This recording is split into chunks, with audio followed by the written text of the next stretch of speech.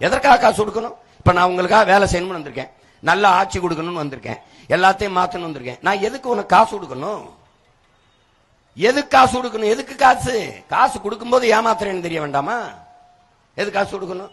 நீ தான் காசு கொடுக்குற, கல்விக்கு வரி கட்டுற, சாலைக்கு வரி கட்டுற, மின்சாரத்துக்கு வரி கட்டுற, கட்டணம் கட்டுற, போக்குவரத்து கட்டணங்கள், எல்லாத்துக்கும் காசு கொடுக்குற. அந்த காசை வச்சு நிர்வாகம் பண்ண முடியாதா?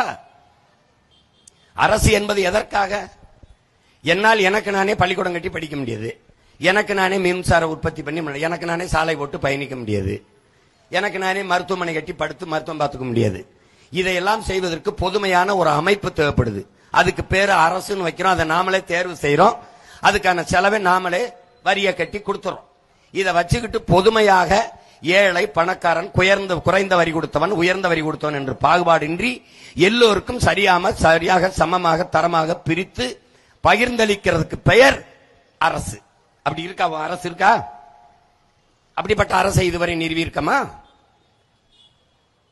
நமது சின்னம் விவசாயி. ஓட்டு பாருங்க ஓட்ட, அப்புறம் பாருங்க நாட்டை.